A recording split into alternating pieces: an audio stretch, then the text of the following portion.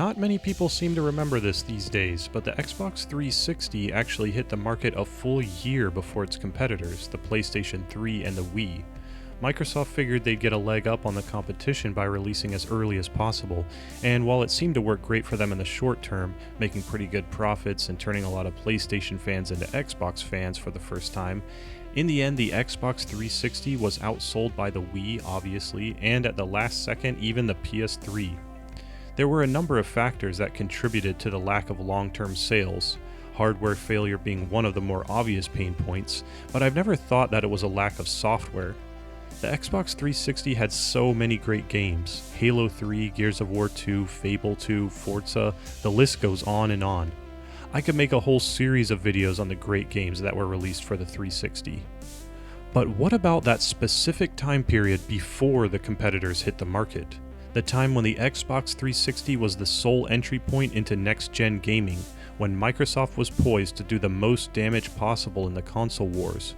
What made it worth buying into the 7th generation early? What games specifically made it worth entering the early access or beta test of the next generation? Well, let me tell you in my opinion which games those were. Number 1. Cameo, Elements of Power.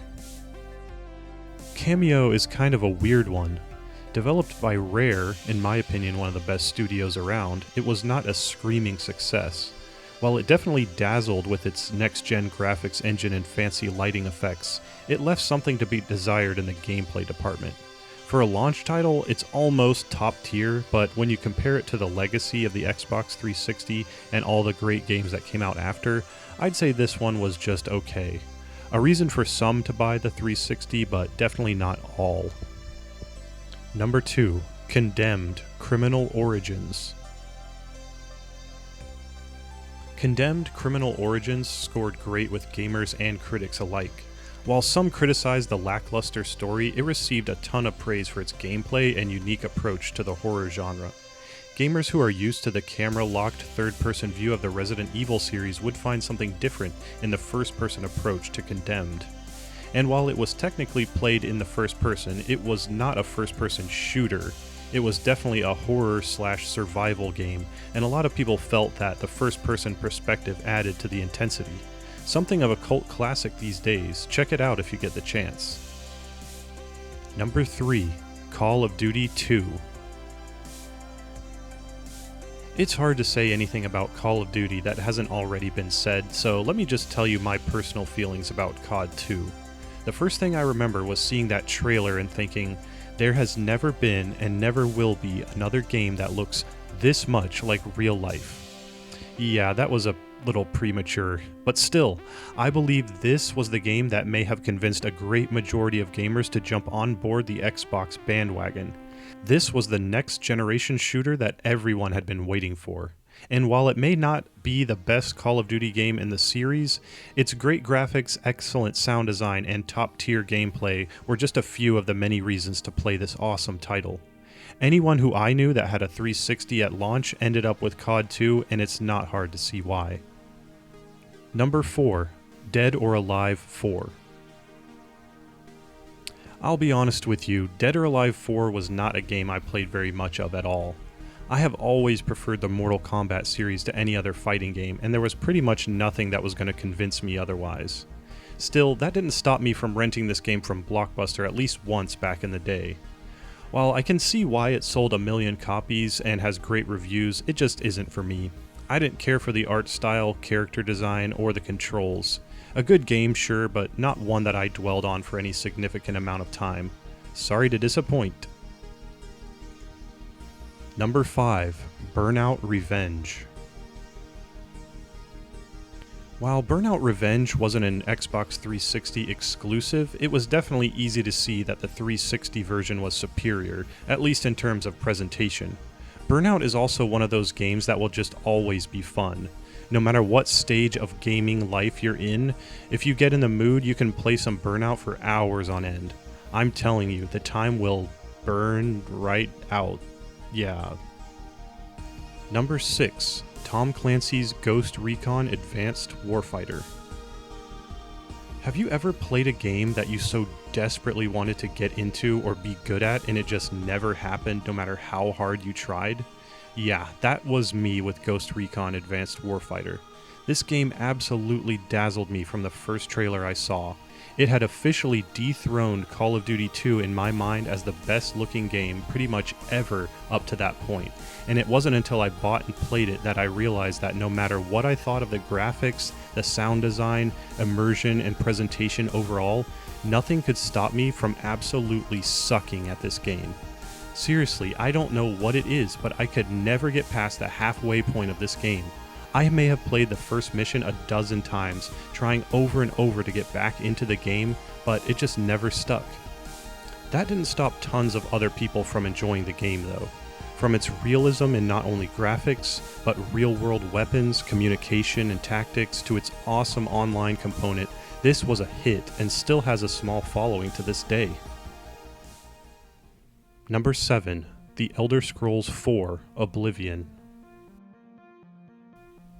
The Elder Scrolls is one of those staples of the video game zeitgeist at this point. I still remember how Skyrim rocked the gaming world, how people took off work to pre-order and wait in lines until midnight for the release, just to be the first in line to get their hands on that sweet, sweet fantasy gaming goodness. However, years before Skyrim swept the world, The Elder Scrolls IV: Oblivion released, and wow, this game is good. Not without its flaws, but it is a step up in every way from its predecessor, at least in terms of advancing the series' lore, upgrading to a brand new graphics engine, excellent storytelling, and interactivity with dialogue options.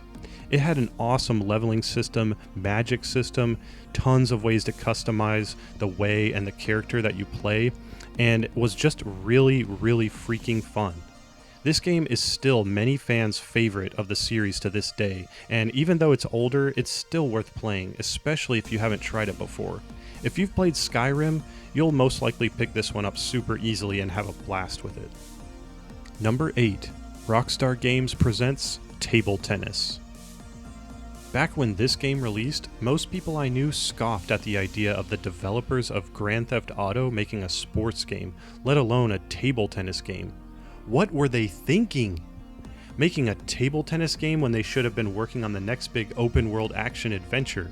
And although this game didn't sell as well as most other Rockstar games, or as well as many other sports games on the 360, it now has its place as a cult classic, a hard to come by gem that collectors seek heavily after.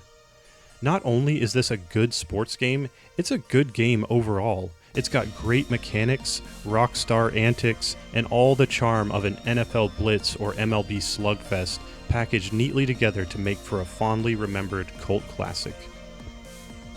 Number 9. Dead Rising. Dead Rising was one of the games that personally sold me on the Xbox 360. I'll admit I was a bit of a Sony fanboy since owning a PS2 as a kid. Dead Rising was one of the games that truly helped convince me that I needed an Xbox 360. And while the game didn't fully live up to my lofty expectations, I still had a great time with it, and it was undeniably impressive for the time. The graphics, the scale, and the setting were all top-notch, not just for a zombie game, but for any game in general. This game had the true look of a next-generation title, and while it wasn't perfect, it is still pretty well remembered to this day for setting the bar for graphics, weapon selection, scale, and number of on-screen enemies to a new high. Number 10. Gears of War. The final and, in most people's opinion, the absolute best game on this list, Gears of War was met with universal acclaim. Gears 1 was one of the first handful of games I remember that really caught the attention of the public outside of the gaming sphere. It was so cinematic, photorealistic, brutal, fantastically over the top, and adrenaline pumping. It was basically the ideal video game for most people that I knew. There wasn't a kid among my friend group that wasn't dying to get their hands on a copy of Gears of War, and it wasn't long before my best friend got it as a gift and I got to play with him at his house during a sleepover one night. We stayed up so late just grinding those disgusting locusts to a pulp for as long as we could until we passed out with controllers in hand. Gears of War was also the first game that made me question the power of the PS3.